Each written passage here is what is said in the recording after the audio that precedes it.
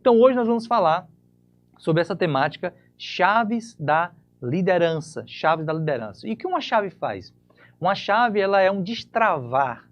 Uma chave, ela é abrir a próxima fase, ela vai abrir o próximo nível da minha vida ministerial. Muitas pessoas não conseguem ainda compreender que a vida ministerial é uma vida de avanço, de conquistas, uma vida onde nós vamos estar sempre acelerando o processo, sempre procurando chegar no próximo nível, sempre chegando no próximo nível que Deus tem para as nossas vidas. Só que muitas pessoas ficam travadas em uma fase do ministério. Muitas pessoas ficam travadas em um ponto da sua vida cristã e acabam não evoluindo. É por isso que nós vamos falar desse tema.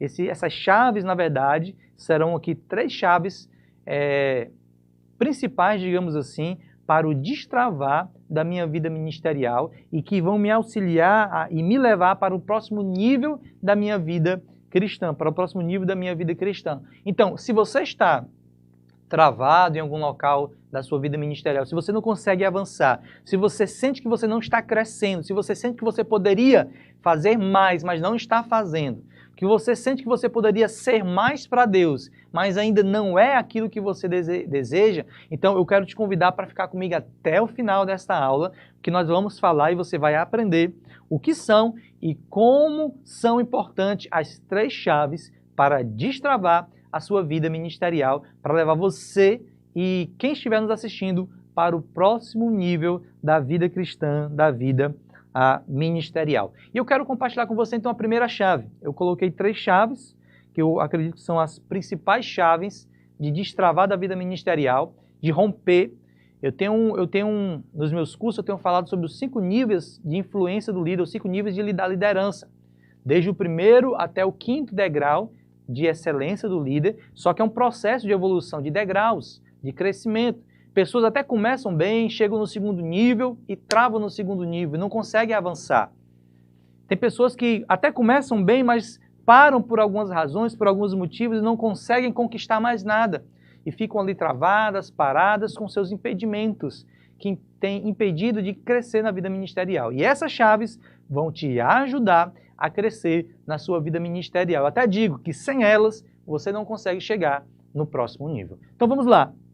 Qual é, então, Samuel, a primeira chave que vai me ajudar a destravar a minha vida ministerial? Eu coloquei aqui uma chave que é a consciência do propósito. Consciência do propósito. Quando eu gosto de fazer muitas pesquisas de perguntas para a minha audiência, para o pessoal que assiste às aulas, para o pessoal que baixa meu e-book, para o pessoal que está participando dos meus treinamentos, para o pessoal que compra os meus cursos. Eu sempre estou falando para eles essa pergunta. Sobre o chamado. Você entende o seu chamado? Você consegue viver esse chamado plenamente? E a resposta esmagadora é não. E quando você vai analisar a vida de quem diz não, a vida ministerial é uma vida travada. Que dentre outros fatores é porque a pessoa não tem a consciência do propósito, a consciência da vontade de Deus para aquela pessoa. Quando eu não tenho essa primeira chave, eu não consigo nem chegar no 2º nível da minha vida ministerial. O primeiro nível é o nível da autoridade, quando eu sou empossado por um cargo, quando alguém diz que eu tenho que fazer alguma coisa, é o primeiro nível da autoridade. Só que quando eu não entendo o propósito, só entendo o cargo e a autoridade que eu recebi, eu não saio daquele nível. É o nível mais básico, mais fundamental e que eu não posso ficar nele por muito tempo, mas tem pessoas que passam a vida toda no primeiro nível, não conseguem avançar. Por quê? Primeira chave que não usaram para destravar, consciência de um propósito. Por que, por exemplo, Jesus suportou tantas coisas? Porque ele tinha consciência do propósito. Ele diz, olha, eu sei para que eu vim à Terra. Eu sei porque eu estou aqui. É tão interessante que mesmo Jesus, quando tinha os seus 12 anos, naquele momento que ele está no templo, o pai e a mãe voltaram para casa, depois se aperceberam que a criança não estava com eles, voltaram, buscaram por alguns dias e encontraram ele no templo. E eles questionaram Jesus, Jesus disse, olha, vocês não sabem que importa que eu faça as coisas do meu pai, que eu cuide das coisas do meu pai? O que ele demonstra nessa frase? A consciência de quem ele era. A consciência do papel que ele deveria exercer sobre a face da terra. A consciência de que ele tinha algo a oferecer à humanidade. a primeira chave é a consciência de propósito. É entender o que Deus me chamou para fazer, o que é que eu tenho que papel de relevância a entregar sobre a face da terra. Esse foi o pilar fundamental da vida de Cristo, a vida ministerial de Jesus. Por que ele conseguiu ir até a cruz? Porque ele sabia plenamente que aquele era o propósito dele. Aquela era a razão pela qual Deus, o Pai, o havia enviado. Por exemplo, por que Paulo viveu tantas coisas? Paulo ele foi digamos assim, pelas cartas, o maior apóstolo, o maior implantador de igreja, o maior evangelista de todas as épocas. Mas também foi a pessoa que mais sofreu, que mais teve perseguições e a pessoa que mais teve resultados, mesmo com tantas perseguições. Por que Paulo consegue alcançar isso? Por causa da consciência de propósito. Ele sabia quem ele era, onde ele estava, mas também sabia para onde deveria ir, qual era o futuro que Deus tinha para a vida deles. Ai de mim, se não pregar o evangelho. Não era um ai de mim de lamento.